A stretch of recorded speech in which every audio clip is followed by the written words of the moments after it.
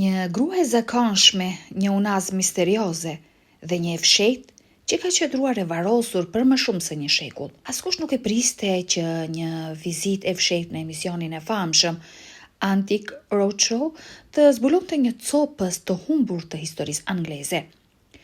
Por pikërisht kjo ndodhi. Gruaja e cili kishte gjetur një unaz të vjetër të fshehur në një kuti antike në papafingon e familjes, u trondit kur mësoi të vërtetën pas saj.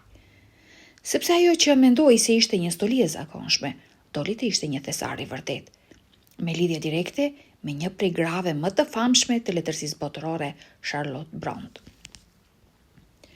Një grua nga Wales e kuptoi këtë vetë kur teksa po shfletonte disa gjëra të vjetra që nuk kishin parë dritë prej dekadash, ndeshin një kuti që në pamje të parë duke e zakonshme. Por gjërat nuk janë gjithmonë ashtu siç duket, sidomos në papafingot e pluhurosura. E mbuluar nga një shtresë e trash pluhuri, ajo kuti nuk ishte prej kartoni, por një lloj arkëzash që të kujtonin ato të gjetura në fundin e ndonjë anije të fundosur. E vogël, delikate dhe mbështjell me vite të tëra pa prekshmërie. Ajo dukej si një thesar i harruar që mbante diçka të jashtëzakonshme brenda. Por vetëm nëse do të arrinte ta hapte. Gruaja kontrolloi sirtarët, kuti dhe dollap. Asnjë çelës. Për një moment mendoi se kur nuk do të mësonte çfarë fshihte ajo kuti misterioze, derisa një i afërm e telefonoi me një lajm të gëzueshëm. Çelësi ishte gjetur. Gruaja futi çelësin në brav, ndërsa mendimet i vërshonin me mundësi pafund. Mund të kishte ndonjë dokument të vjetër të palosur brenda kutisë, ose ndoshta ndonjë stoli pa vlerë nga e kaluara. Por ajo nuk priste kur të vërtetën që do e priste brenda. Kur hapi kapakun e vjetër të kutisë, pa një unaz, zbulimi i papritur e la pa fjalë. Ajo mori unazën në duar dhe nisi ta shikonte nga afër me kurreshtje e emocion. Dhe disa detaje të saj i morën frymën. Shenja e parë që kjo nuk ishte një unaz e zakonshme ishte mënyra si ndihej në dorë.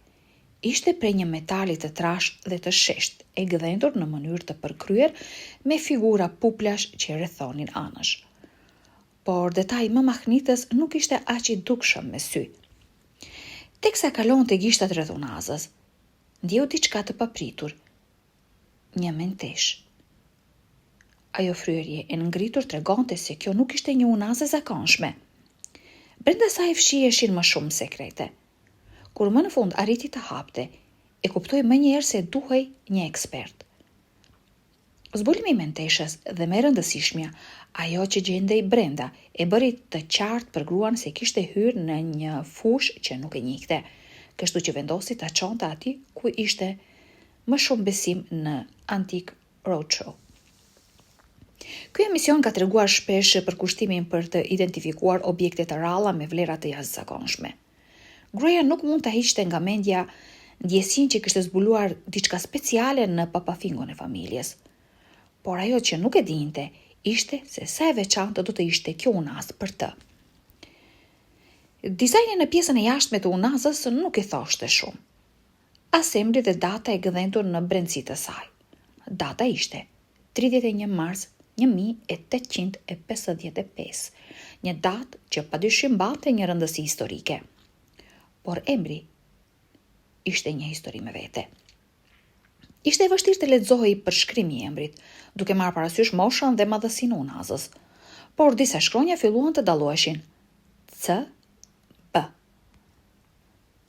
Më ngrihen qimet në trup kur e kujtoj, tha gruaja përpara ekspertit të bijuterive, Jeffrey. Pse ajo ndjeu një emocion aq të fortë?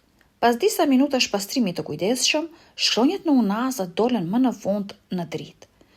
Dhe emri që u shfaq jo vetëm që e bëri atë më të jashtëzakonshëm zbulimin e saj që ndodhej brenda, por e la edhe pronarin e unazës pa fjalë. Shkronjat zbuluan emrin e një prej heroinave më të mëdha të letërsisë britanike, Charlotte Brontë. Kjo zbuluese e çuditshme bëri që mën dhe pronarja unazës të përpiqeshin të rindërtonin historinë e saj, dhe historia që fshihej pas unazës nuk ishte as pak e lumtur.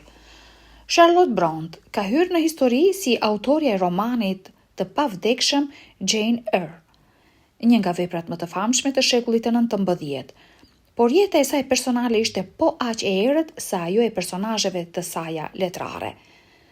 Nëna e saj dhe 5 nga 6 fëmijët e familjes Brontë vdiqën para ditëlindjes së 35 të Charlottës. E vetmi ngushëllim për të ishte të shkruarit. Megjithatë, të qenit një grua shkrimtare në shekullin e 19 ishte pothuajse e papranueshme. Ky e detyroi Charlottin të shkruaj romanin Jane Eyre dhe në të publikonte atë pseudonimin mashkullor Care Bell. Libri u bë menjëherë një klasik, por ajo nuk pati kohë të gëzonte suksesin e saj për shumë gjatë. Në moshën e re 38 vjeçare dhe shtatzën, Charlotte vdiq. Megjithëse vdekja e saj zyrtarisht u regjistrua si tuberkulozë, historianët janë pothuajse të sigurt se në fakt ajo vdiq nga hyperemesis gravidarum, një formë ekstreme e të vjellave të shtatzanisë. Data e vdekjes së saj, 31 mars 1855, e njëjta datë e gëdhendur në Unazë, dhe as emri nuk ishte një rastësi.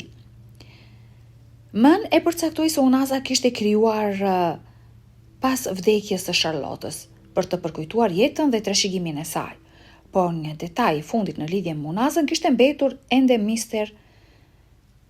Pronarja e Unazës me emocion ja tregoi Mënit saktësisht çfarë fshihej pas menteshës, dhe ajo që u zbulua brenda i la të dy të tronditur. E hapën Unazën si një kuti të vogël biskotash, dhe ajo që pa brenda ishte e pabesueshme. Brenda saj ndodhe një tufë e vogël flokësh, e thurur me mjeshtëri në mënyrë shumë të hollë dhe elegante. Unaza hapet si një kapak biskotash dhe çuditërisht ne shohim brenda saj një punim me flokë shumë të imët, të gërshetuar me kujdes, përshkroi Geoffrey Mann. Dhe për kënaqësinë e madhe të pronarës së Unazës, Mann konfirmoi origjinën e atyre flokëve. Ishin flokët e vet Charlotte Brontës. Sot mund të duket e çuditshme, ndoshta edhe e frikshme, të vendosësh flok njerëzish brenda një bijuterie. Por në vitin 1855, një praktikë e tillë ishte plotësisht normale. Në shekullin e 19, ishte një zakon i njohur të përdorësh flokët për të krijuar stoli, shpjegoi Mann. Por pse flok? Arsyeja pas kësaj tradite na ndihmon të kuptojmë edhe një nga frikërat më të mëdha që kishte vet Charlotta.